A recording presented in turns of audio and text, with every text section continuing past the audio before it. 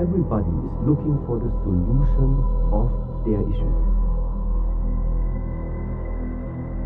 To unlock something very fundamental inside you. How do you develop these type of things? What you are able to achieve with the mind.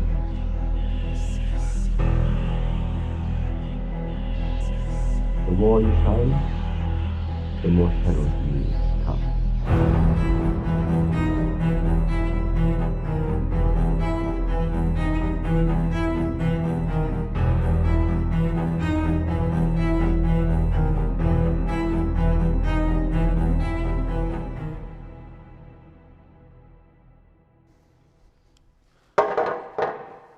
Is that all right? Yeah.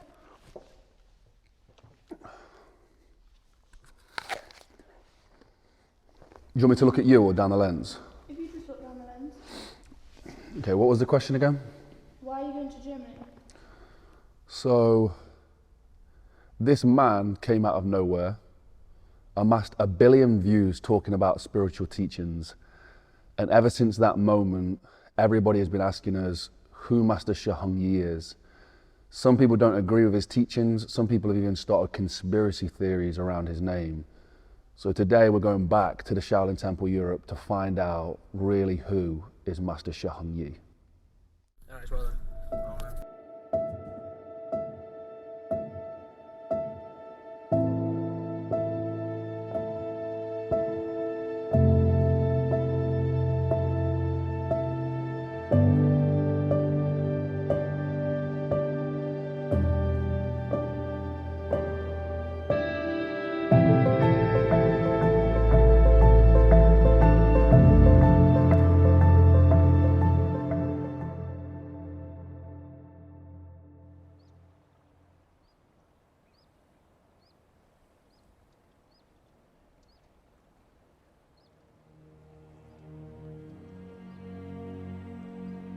He reached over 1 billion people on social media last year sharing his Shaolin teachings. How could one man do this? It wasn't by accident. He had a plan.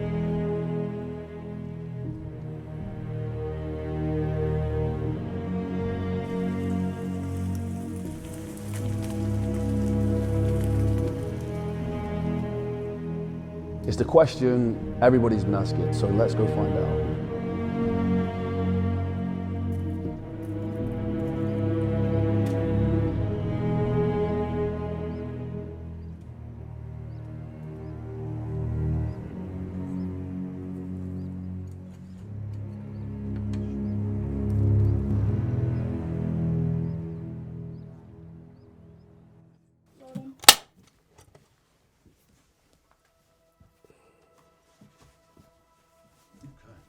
My name is Shi Heng Yi. I was born here in Germany.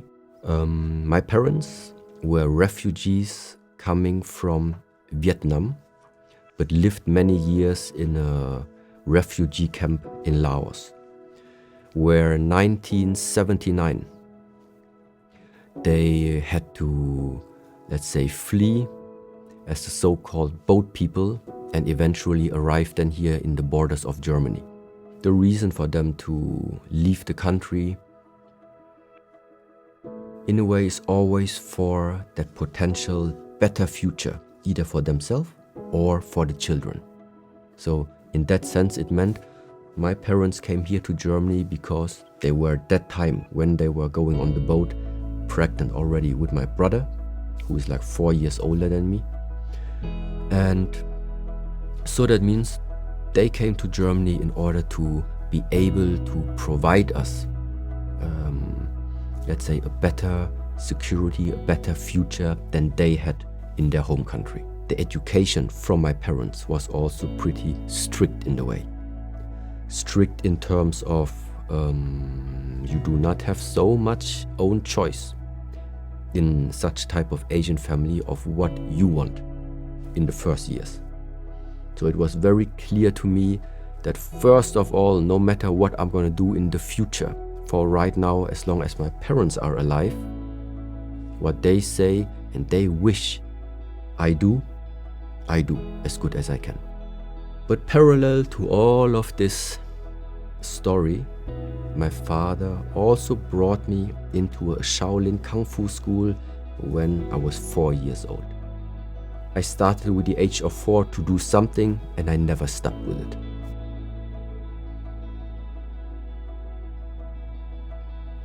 It was always in the evening hours. Monday, Wednesday and Friday evening, I had like training times. And because I was still very, very young, for many years, from 4 until probably 9 or 10, my father or mother always brought me to training and then afterwards picked me up again. So for them, it was like just like a hobby that I should get used to having some type of physical activity. So for me, until 11, 12, it was also just go there, make your sport, make your movement, whatever. It's some type of martial art. So I was not interested at all in the backgrounds of it. That came later with 11, 12. And well, this was now actually the idea why I wanted to make this type of share of Shaolin approach more available to the people, because I felt maybe I could express these teachings in such a way to more and more people that they feel that it's very beneficial for everything that they are doing in their lifetime. Because it served me as a good valve, as a good balancing practice in my life. After the studies were finished, I returned back to this region, Kaiserslautern, Otterberg, and decided that instead of now going out and find a job with all the studies that I made, I said, okay, no. I finished the studies for my parents, now it's good. But now I do what I can do best. Hello everyone, and welcome. I just followed one of my master's advices who said, base your life on something that you like to do and that you are able to do. And this is the point where I said, okay, then I'm trying to put everything on one card. Come back to the region where I grew up and start to establish something where many more people are able to benefit from, which is nowadays the Shaolin Temple Europe. That basic kick, we repeat right side, left side, 10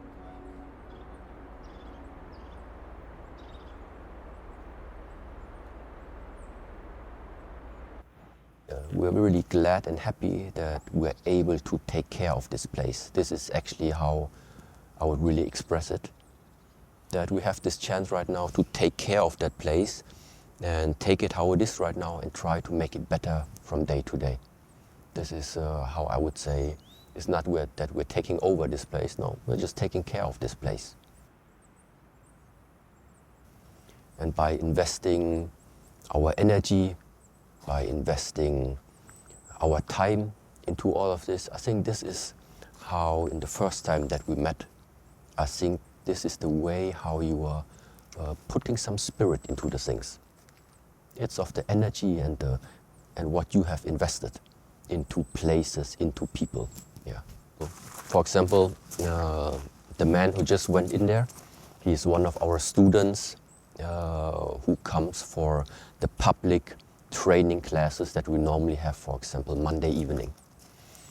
And yeah, he came with that basket of vegetables because this is also one way how we try to, let's say, reduce also the waste that is being produced out there.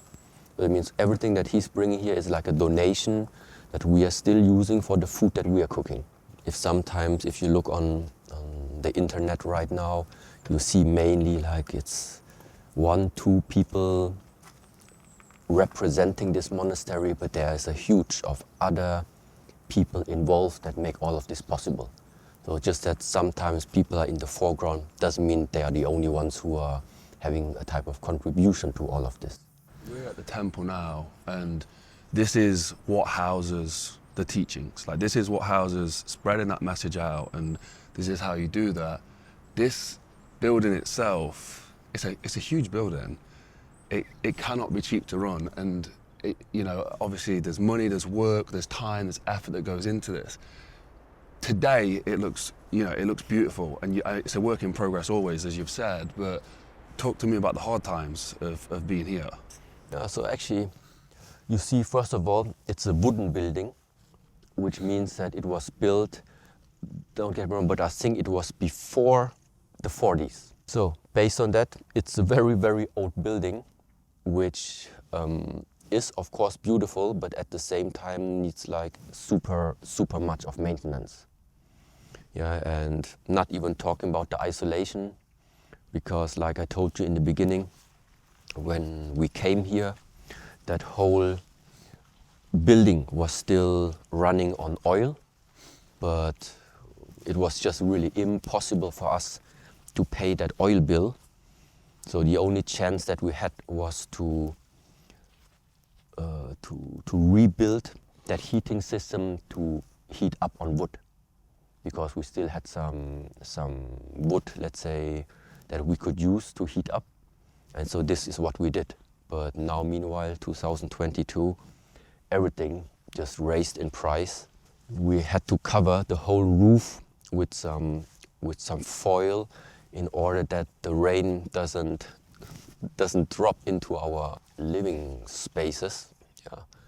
And unfortunately, I think it was 2 winters before, we had one pretty big tree, one of the tall ones up there, falling onto the roof. And we fixed it as good as we could for this moment, but sooner or later these are also small things that need to be repaired. Yeah.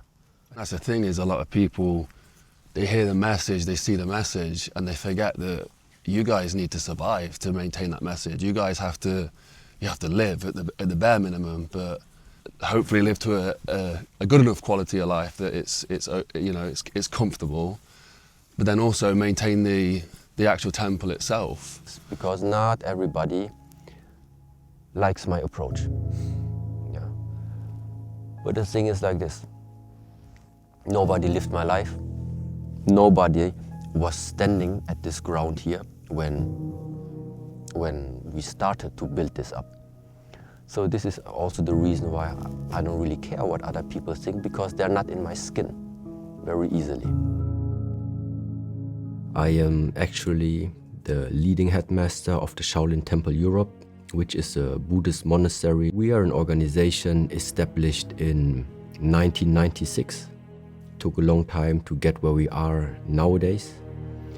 And in that mission, in our organization, we are embedding a lot of so-called Shaolin practices, because we feel that a lot that is hidden, let's say, or a lot that these methods inhabit can still be very, very useful for many different people nowadays if they would be properly introduced into these methods. And leading headmaster, it is called like this because this monastery, we have more than just one master, which means that there are several of us. But if there is something practically wise that needs to be decided, what are we going to teach our disciples this year, which type of methods need some improvement. So these are like questions when everybody has the same opinion, it's not a problem. If we need to go for one direction, then I have something to say.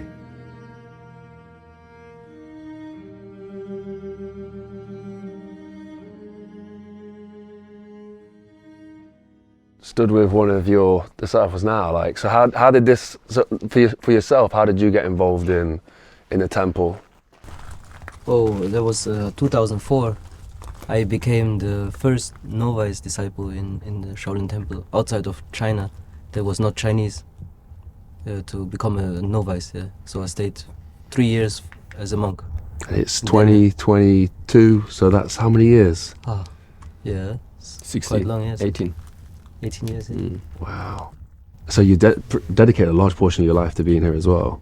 Yes, definitely. But I also had times when I stepped back from the martial arts and went to do other stuff. So for yourself, like, what is it that influences you to be a part of this and to help and maintain the building and the food and the teachings? I like to teach. I really like every time new people coming, and then I try to give my knowledge to the people. That's the most important for me also. So I do 1, 2, 3 high kick. Yeah. Oh, yeah, middle high like this. Yeah, it's okay. So 1, 2. Don't worry, camera. Go down. Stay. Stay. Stay. Get him. Hey, almost. Yeah. Good boy. Good boy. We're doing this piece on a moment, it's a documentary piece, and a lot of people have been asking who Master Shi Heng Yi is. They want to like sort of have an insight into him and like what his like philosophy is like, what he is like as a person. I mean, what's your personal experience from meeting him and being tutored by him? And he, you know, so would you say you're a disciple underneath him? Is that how it's? Yes. So yeah, what's your experience? I mean, we both like almost same age. I'm 1 year younger, but his experience is way more than mine experience also. So for me, he's a true master, and I look up to him. And what kind of, I mean, for yourself, like what kind of guidance has he given you? To find the right words, I would say, coming from my side, where I always cannot focus for a long time to finish something, he gave me the right guide to complete and become also a higher rank in the martial arts. That's why. So before I was more like, I took it more like not so serious, you know. Also the practice, I go halfway, but he should tell me like, yeah, you have to go all the way. That's from Shi Heng Yi. And just in terms of the, I mean, maybe master as well, but the temple itself, like what would your life be like if you'd not found the temple and you'd not come to the temple? I went through different lifestyles, I would say. Also being a dancer, or yeah, just traveling a lot and living on the beach side. This is my favorite place to be, but temple is for me is the structure. I need this. Makes me feel more steady. Is it hard to find people like who want to help with the message? In the beginning, if something is like new and very attractive, it's easy to find many, let's say, followers, because it's like that initial impulse, which always is like, which is easy, let's say. Now, for many people in the beginning, the first week over here, getting in touch with the Shaolin arts is an easy way. But there is that famous sentence, yeah, from 1,000 that come, it's that one that stays. And no matter what, he is one of the very, very few from this complete monastery since the last 25 years who is still here, you know. Many people have started together practicing all of these things, walking this path of training. But eventually, what is like the most valuable for us is the people that go through the up and downs and the in and outs and all different varieties in all these years. And therefore, yeah, he is definitely a strong part of our community.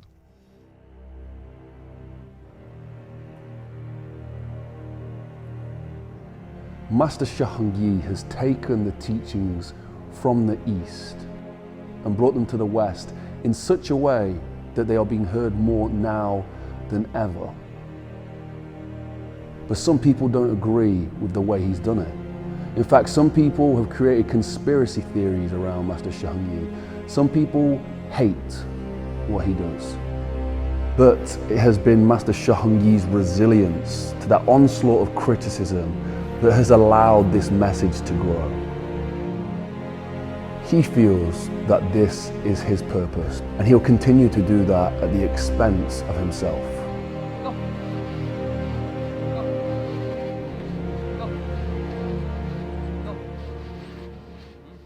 So the basics, I sometimes let them be taught by my master students, and then the disciples, the one that stay here for longer time, because they already have an understanding of the body, they know themselves to a certain degree, and they understand if I give an instruction what I want from them.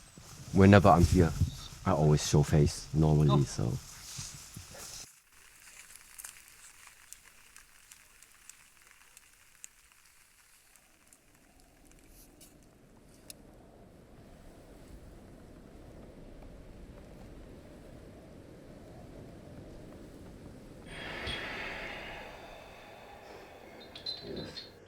And now, I mean, 4 is the beginning, yeah? Normally, like, you add yourself up until you have like at least 9 rings. 9 rings is good, but because your weight already is like, you're very tall, you have a little bit bigger rings, but if you have 9 bigger rings, it makes a huge difference. And now imagine you everyday practice like this. The connective talk, like, but that is really getting to. You understand? A lot it's of connected, pressure. you know? Yeah, I definitely feel it like. You know, this is what I told you before.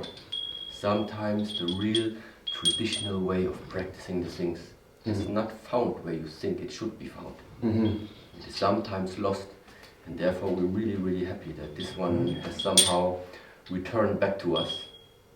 And you know, it's nice, traditional, and it's even really fun to practice it. And at the same time, what you build up after some time is that connection. Yeah? And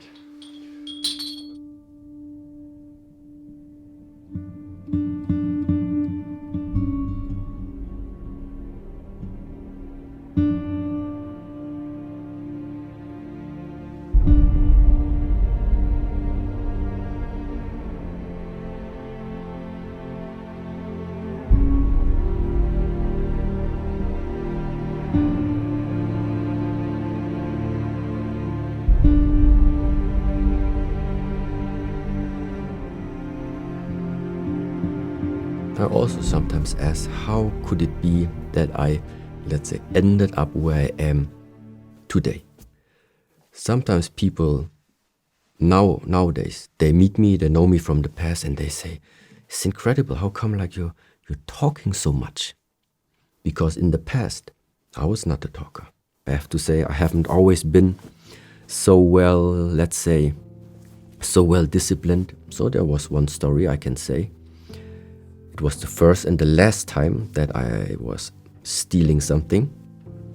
And there was a detective then who followed me all the way along. So that detective who was catching me that time was also a martial artist. And we actually trained in the same school, in the same school that time. And he knew my teacher. And so he made a deal with me. He just said, if you never do this again, then I'm not gonna tell your teacher. And he knew exactly why he said it. Because the worst thing that could have happened is that he would say something to my teacher. Either to my teacher or to my father. Because both of them were the persons that I not wanted to disappoint. One of them, like my biological father, and at the second, my Kung Fu master that time, that I also regarded as being a father that I do not want to disappoint. Yeah, well, and that was the moment that, when it happened, was terrible. But afterwards, I think it was one of these moments necessary and actually impactful enough that I learned my lesson that day. Sometimes in order for you to develop something, some type of experience, some type of situations are necessary. This idea of sometimes it needs something really, really emotional that triggers you inside. Then a change comes. Because if I would have the attitude, it doesn't matter who you say it to, I don't care. Well, then the story would have went a different way. I would not be here today.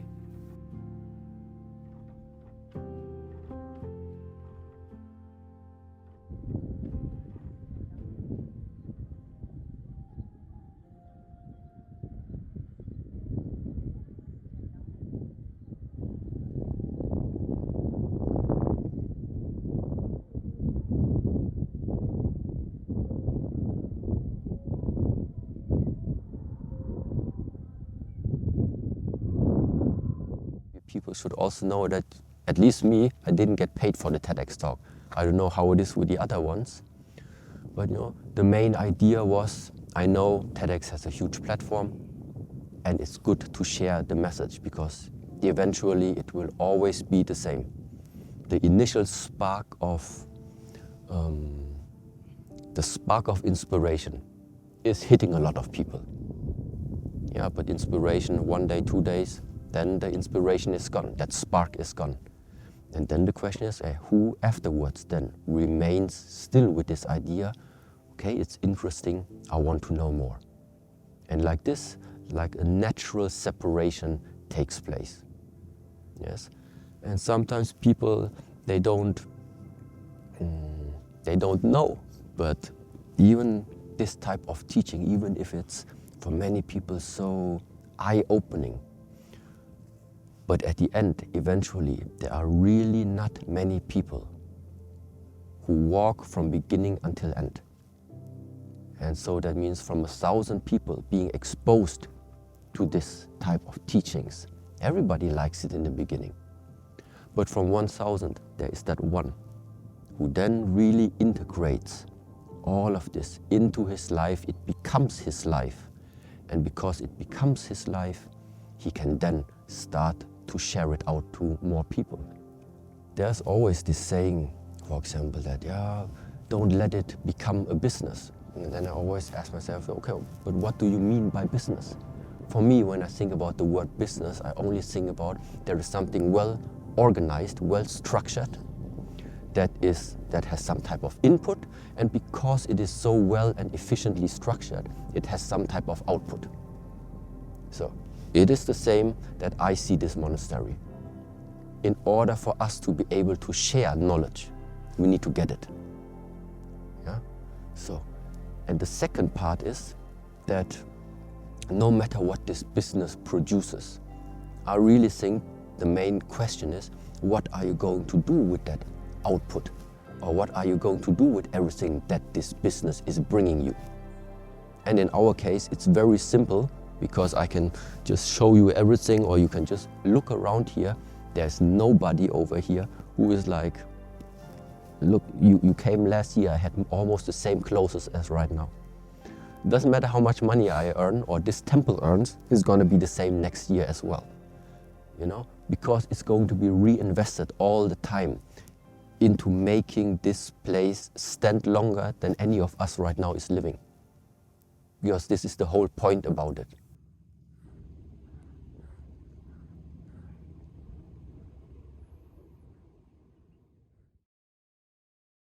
How would you describe simply what the Shaolin teachings are?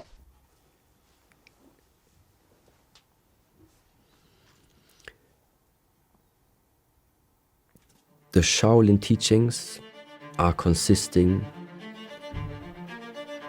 of practical exercises as well as theoretical understandings that give you different perspectives your mind can take.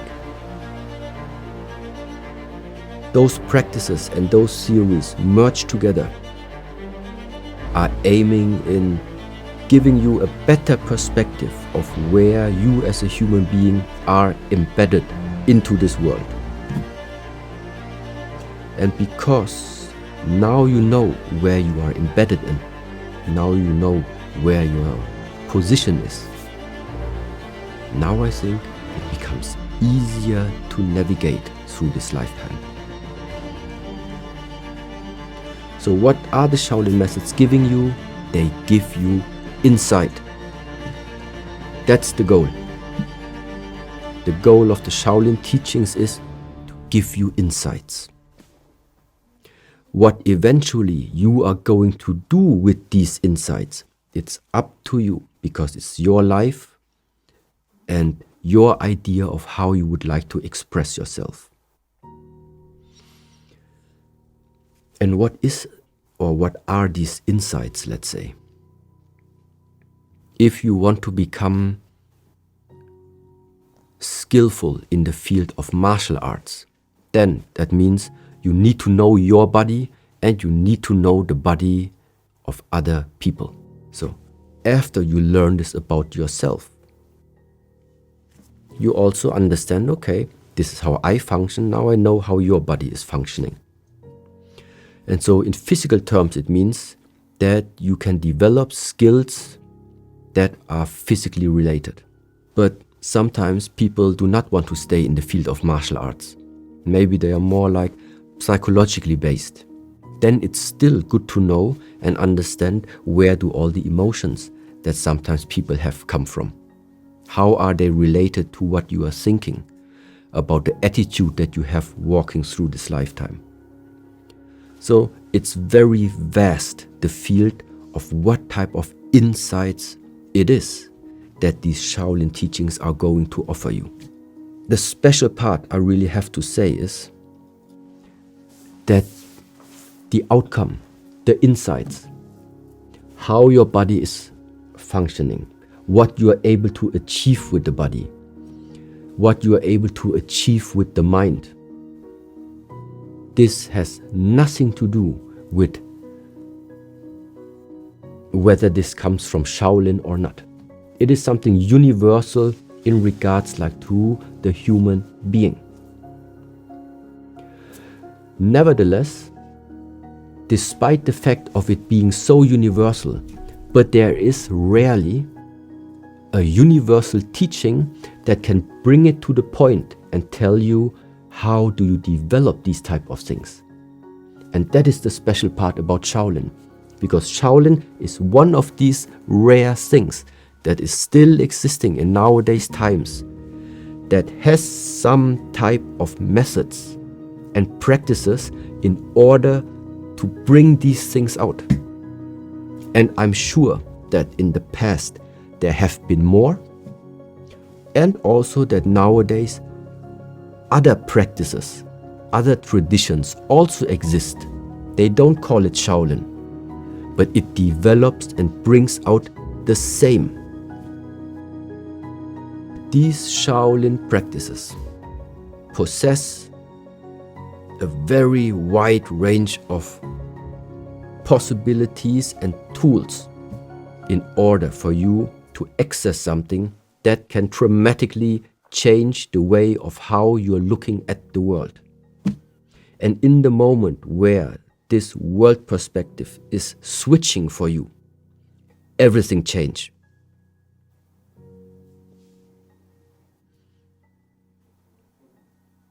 The question is just with what perspective are you watching into this lifetime?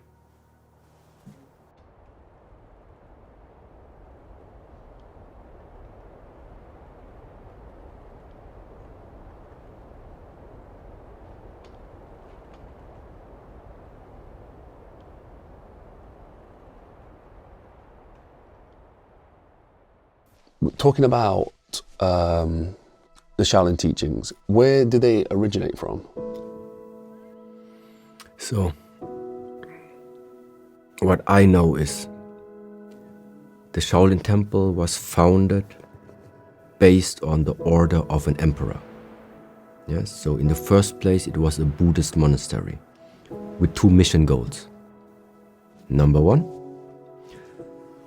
495 after Christ, when the Shaolin Temple was founded, by that time there was a lot of Buddhist knowledge starting to swap over from India to China.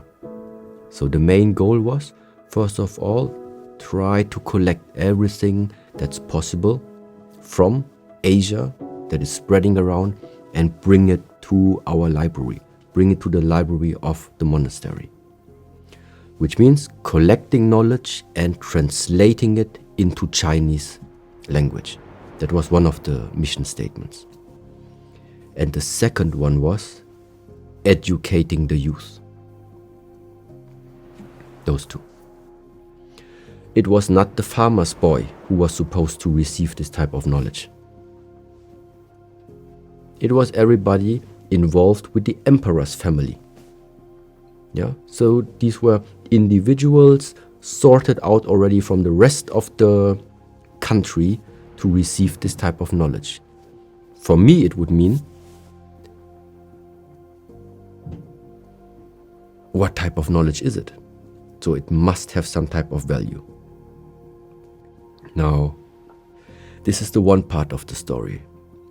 Now, the legend goes that a few years later, I think 521, another Buddhist monk, his name was Bodhidharma or Damo, he came from India, traveled to China and came to this monastery, and it is said that he witnessed that everybody in this monastery was studying the text, was collecting the text, but their bodies were all weak from studying all the time. So that means they might benefited from the knowledge mind-wise, but the body apparently didn't. So what Bodhidharma Damo therefore introduced is something that nowadays it is said was called the Baduanjin and the Ijinjing. Baduanjin coming derived from Ijinjing, and afterwards the so-called Sisojing as well, the bone marrow washing. So in the field of, let's say, Shaolin practices, there are two which are very famous. That Ijinjing that I mentioned, it's called muscle and tendon change. And the second one, Sisojing, which means like bone marrow washing. Sometimes you can call it bone marrow washing, but it's the same marrow like also brain. So there are these two practices, let's say, that this Prince Damo brought into the Shaolin Temple.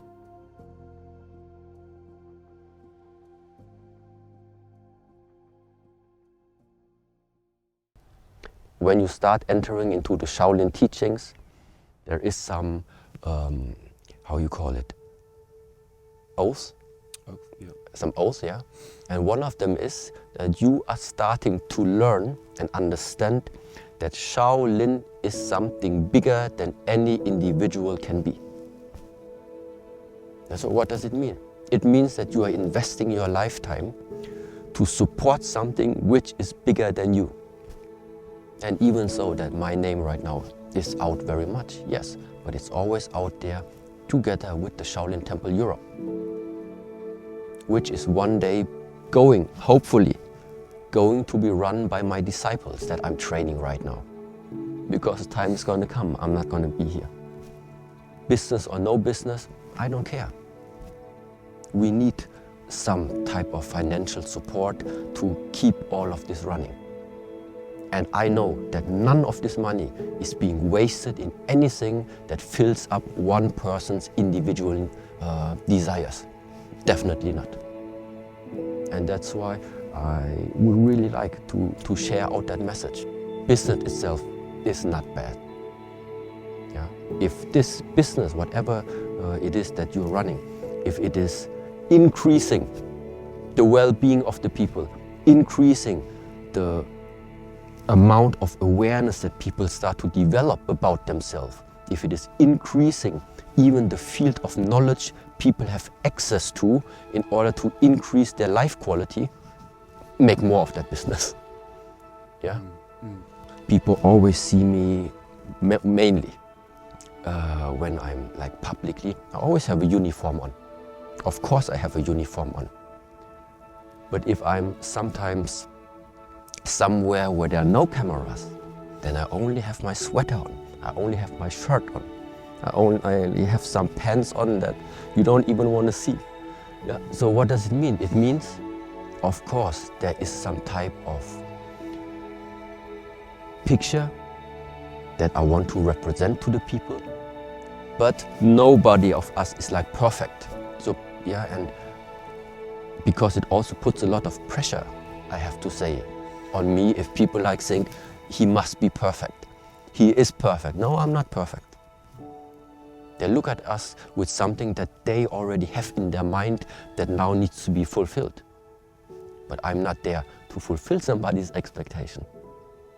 I'm there to tell you this world is so big, open up a little bit the eyes that you can see how big everything is. I think what we'll do is we're going to head back in because some of your volunteers have made food for us for lunch, so we'll head back in and get some food. Sometimes, you know, when I then read comments and I know exactly, hey, what do you want? Yeah, look how I look. Yeah, then it's really hard to understand.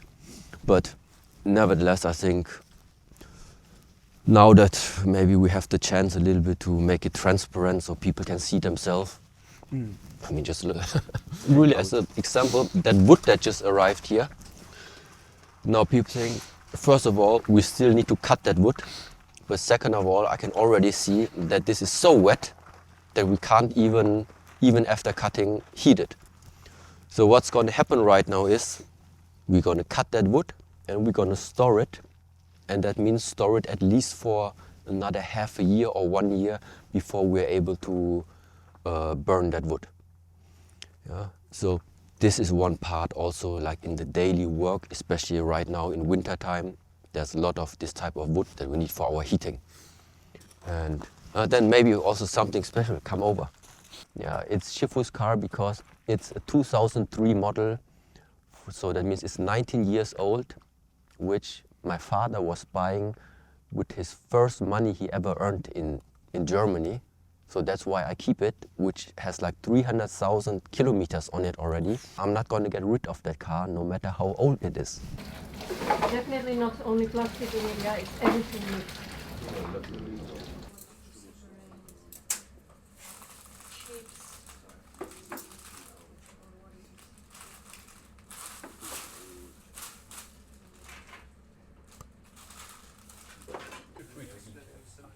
You know what's really good is when we visit the temple, all the food they make is vegan. So, we can always eat so like tofu, vegetables, rice, and it's really delicious. They make great food.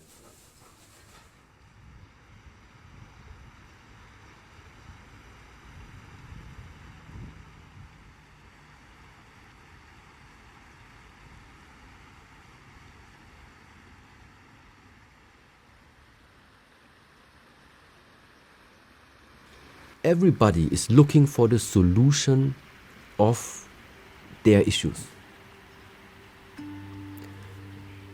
And sometimes there is not only one answer.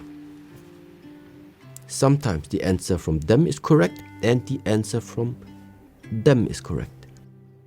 And eventually we're talking about the same stuff and not against each other. Yeah. So, and in that sense, very, very glad and very thankful if there are people that are maybe famous out there, if they also sometimes share the methods, even though they are coming maybe from another area. It only tells me, okay, maybe he got it. Maybe he understood that it's the same, it's just I just speak another language. With the way of how I speak, I can reach a certain group of people. With the way of how another person explains it, for example, Joe Rogan, the way how he talks, he reaches another group of people. I don't care how the message is reaching them. I want the message to get out in order to maintain a future, let's say, also for our organization here. We need people that are regarding this whole organization like it would be their child. But at the same time also, as this organization would be their family where they belong to. Which means that how does a family feel? Inside it should be secure and harmonious. Organization-wise, it means I need to find a way, first of all, that everybody involved in this monastery here does not need to worry so much anymore about the daily issues that you might be having. You know, only then I think it's possible to build up something for the future. So what is the future vision of all of this? That we are right now trying to share this knowledge one-on-one by direct transmission from master to student in such a way that one day all of our students here will be able to support us, to support this organization and share more knowledge out by sometimes going out, having workshops, going out, having seminars, and or just starting to share through all the channels, whatever they will have access to in the future. Things are sometimes developing so fast, I cannot have an overview over all of these things anymore. Yeah, so therefore, right now, the best thing I can do is to try and pass on what I know right now to the next generation that I think is the next generation. Our organization here in Germany was founded already around 1996. So that means in order for us to really eventually come to this place, it took many, many years. And in 2011, we had the chance, because we were also as a small community starting to expand. And so we had this chance to find that this complete area here was for sale. When we had this offer, I just came back from the studies. So which means I had no money to purchase this. So there was only one chance. I had to go to the bank and gave them the guarantee that I will pay them back with everything that in the future I might be earning in case this goes wrong.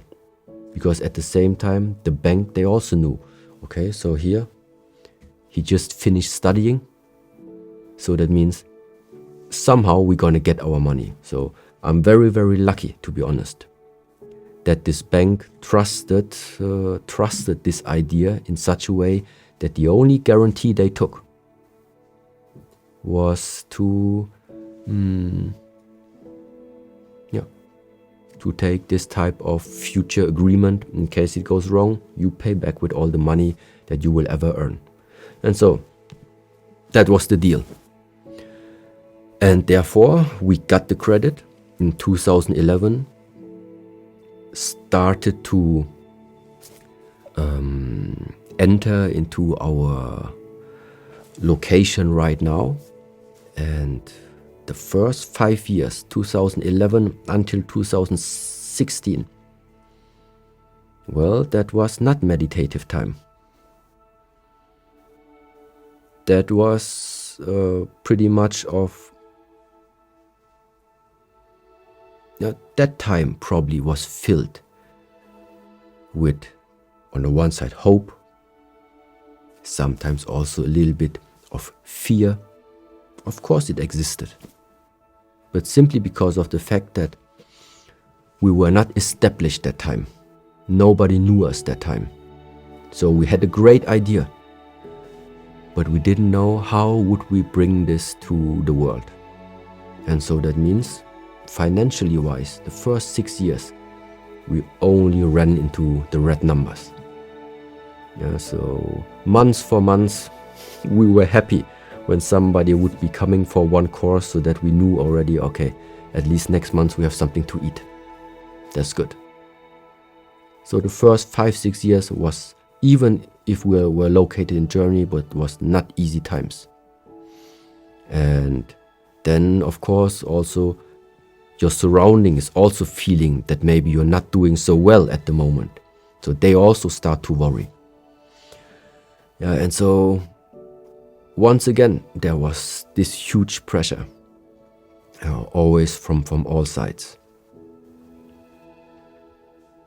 And then I don't know how, but from one moment to another, it shifted. Yeah, and shifted in terms of slowly this monastery became a little bit more known.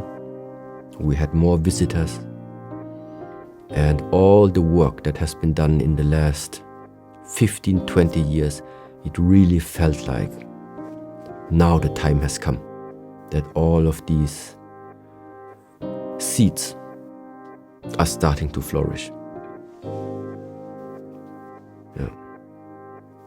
Yeah, so, and therefore I very, very much appreciate where we are right now. And as long as we now have this chance to actually really do the type of work that I ever wanted to do, which is to share, to make people understand that within these teachings of the Shaolin Temple, you do not need to be a martial artist to benefit from what is available there. And I do think that the feedback and the resonance of many people out there, that they speak their own language. Some people don't like what I do. I know it. But that's just the way how it is. I have learned along this way that the more you shine, the more shadows you cast. It just goes hand in hand. That's the price for all of this.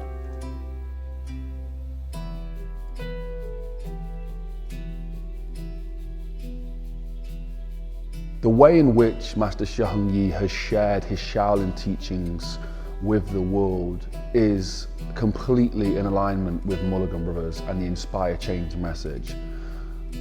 I have seen him take hate and negative comments, negative press, and he has used that as fuel and motivation to continue to spread the Shaolin message. He has blocked out the noise in the knowledge that he is doing a good thing. It's difficult when you think you're doing the right thing. It's difficult when you have a mission and people are against it, but you continue anyway and you push forward anyway. And that is how we feel here at Mulligan Brothers. The most important thing of what we do is to inspire change. And I wanted to say a massive thank you to everybody who has supported that. This project took our whole film crew to drive all the way across Europe to Germany to be able to film it. And without everybody's help at MulliganBrothers.com, without everybody's help becoming channel members and subscribing and all that kind of stuff, it's just not possible. And everybody who supported our message, I want to say an absolute massive thank you. Thank you for the support over Christmas. Thank you to everybody who bought the journal and the posters. It's been absolutely unbelievable. And I can't thank you enough. And I'm going to do an ad spot because I want to be able to do more projects like these. At the moment on MulliganBrothers.com, you can get the new Memento Mori posters where every single box represents a week of your life. It's a constant reminder that time is precious and we must use it wisely. I cross off a week every single week and I'm constantly reminded. I look at that every single time I get up in the morning and look at my fridge, the poster's there. And I'm reminded to use my time wisely. You can now buy the poster with the link in the description. But guys, honestly, everything that we do, we owe a massive thank you to everybody who supported us. So yeah, if you want to see how this project was created and who created it, you can follow my sister at Niamh Mulligan X on Instagram. She is the editor of this project. She poured her life over the last few months into this and her heart and soul into it. And go give her a comment of thank you very much and all that kind of stuff if you enjoyed the project and see what she gets up to. And if you want to see what I get up to on a day-to-day basis, it's at Jordan Mulligan Brother on Instagram. Go inspire change. Use Master Shi Heng Yi's story and what he has done in your own life. See the weight that he has taken on his shoulders and carried and use it in your own life. Use his teachings to better your life. Guys, have a blessed and productive day and I'll see you in the next one. Peace.